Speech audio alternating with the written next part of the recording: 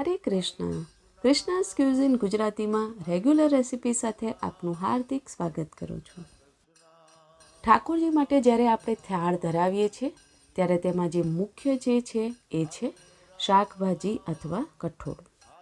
શાકમાં જે વિવિધ પ્રકારના શાક છે એમાં એક જ શાકને આપણે અનેક રીતે બનાવીએ છીએ, અલગ મસાલા સાથે, અલગ સ્ટફિંગ સાથે. તો આજે આપણે ઠાકોરજી માટે બનાવવા જઈ રહ્યા છે ભરેલા ભીંડાનું શાક, અથવા તો તેને સ્ટફ્ડ ભીંડી અથવા ભરવા ભીંડી પણ કહેવાય છે. આ ભીંડાના શાકમાં આપણે ઘરમાં રહેલી વસ્તુઓથી જ તેનો મસાલો બનાવીશું અને ખૂબ જ સરસ ભીંડા બને છે. તો ચાલો આપણે બનાવવાનું શરૂ કરીએ. તો સૌ પ્રથમ અહીંયા આપણે લીધા છે 350 ગ્રામ જેટલા ભીંડા અને ભીંડાને ધોઈ અને એક કોટન કપડાથી લૂછી લેવાના છે. હવે ભીંડાની સાઈડ આ રીતે નીકાળી દઈએ અને વચ્ચે એક આ રીતે એક કાપ મૂકવાનો છે, બિલકુલ આ રીતે.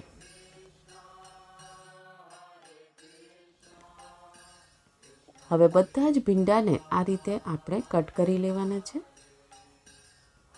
જેથી આપણે તેમાં સરળતાથી સ્ટફિંગ ભરી શકીએ.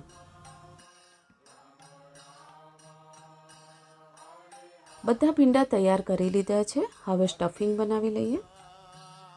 એક પેનમાં અડધો કપ જેટલો ચણાનો લોટ અથવા બેસન લીધું છે અને તેને આ રીતે ધીમા તાપે જરાક શેકી લેવાનું છે. સતત હલાવતા રહેવું 2 થી 3 મિનિટ માટે, જેથી તે નીચેથી ચોંટી ના જાય. 3 મિનિટ થઈ ગઈ છે અને બેસન સરસ રીતે શેકાઈ ગયો છે.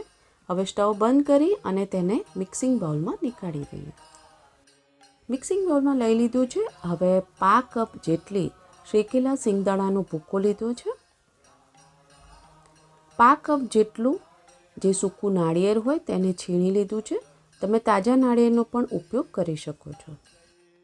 અડધી ચમચી જેટલી હળદર, 1 ચમચી લાલ મરચું, 1 ટેબલસ્પૂન જેટલું ધાણા જીરું, 1 ચમચી જેટલી ખાંડ, સ્વાદ પ્રમાણે મીઠું,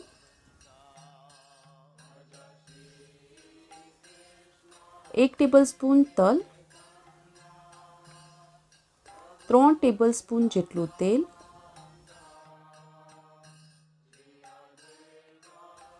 અડધું લીંબુ નિચોડવાનું છે અથવા તો 1 ટેબલસ્પૂન જેટલો લીંબુનો રસ, 1/2 કપ જેટલી ઝીણી સમારેલી કોથમીર. હવે આ બધી વસ્તુને સરસ રીતે મિક્સ કરી લઈએ. જો તમે આ બધી જ પ્રસાદની રેસિપીઝ ઇંગ્લિશ અથવા હિન્દીમાં જોવા માંગતા હોય તો આપણી બંને ચેનલ પર આ બધી જ રેસિપી છે અને બંને ચેનલની લિંક ડિસ્ક્રિપ્શન બોક્સમાં આપેલ છે. મસાલો સરસ રીતે મિક્સ થઈ ગયો છે તો સ્ટફિંગ બિલકુલ તૈયાર છે. હવે ભીંડાને ભરી લઈએ. એક ભીંડા લઈ અને આ રીતે તેમાં દબાવીને સ્ટફિંગ ભરવાનું છે, જેથી આપણે જ્યારે તેને કૂક કરીએ ત્યારે તે સ્ટફિંગ બહાર ના નીકળી જાય.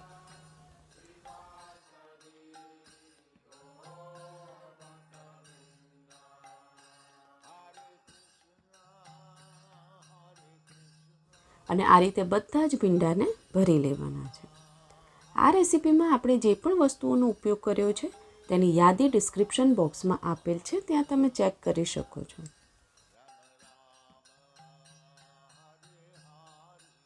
બધા જ ભીંડા ભરાઈને તૈયાર થઈ ગયા છે. હવે શાક બનાવવાનું શરૂ કરીએ. એક પેનમાં 3 ટેબલસ્પૂન જેટલું તેલ ગરમ કરી લઈએ.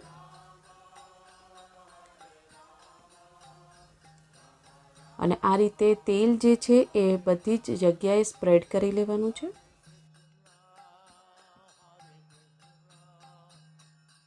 આ રીતે જે ફ્લેટ સરફેસવાળું જે વાસણ હોય એનો ઉપયોગ કરીએ તો બધી જગ્યાએથી ભીંડા જે છે એ સરસ રીતે શેકાઈ જાય.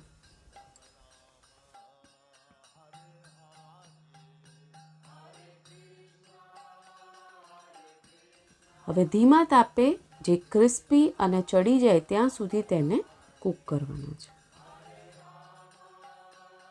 અહીંયા 5 થી 6 મિનિટ થઈ ગઈ છે અને ભીંડાને એક વખત આ રીતે ઉલટપુલટ કરી લઈએ.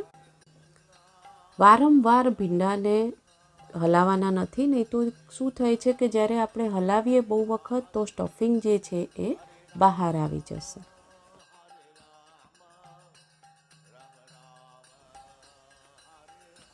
હવે બીજી બાજુ પણ શેકી લઈએ. ઢાંકણ ઢાંકીને શેકવા રાખી દઈએ.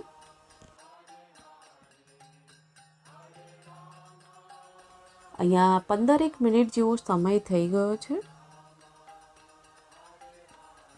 એકવાર ચેક કરી લઈએ.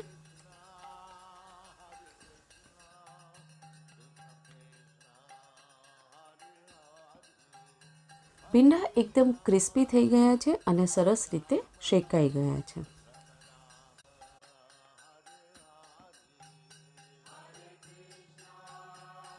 સ્ટવને બંધ કરી દઈએ. ઉપરથી થોડી કોથમીર નાખી દઈએ. અહીંયા દાળ ભાત સાથે મેં ભરેલા ભીંડાને પરોસ્યા છે.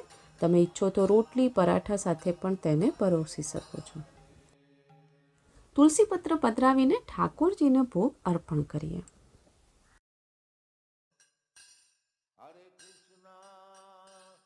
ઠાકોરજીને ભોગ લગાવી દીધેલ છે. જો રેસીપી પસંદ આવી હોય તો બનાવીને ઠાકોરજીને ભોગ અર્પણ કરવો અને પ્રસાદના રૂપમાં ગ્રહણ કરવી. જો તમને પ્રસાદની રેસીપીસ પસંદ આવતી હોય તો લાઇક, શેર, સબસ્ક્રાઈબ કરો અને બાજુમાં આપેલ બેલ આઇકોન પર ક્લિક કરો જેથી પ્રસાદની રેસીપીસ તમને મળતી રહે. આવો સાથે મળીને જપીએ હરે કૃષ્ણ, કૃષ્ણ કૃષ્ણ હરે હરે, હરે રામ રામ, રામ રામ હરે હરે.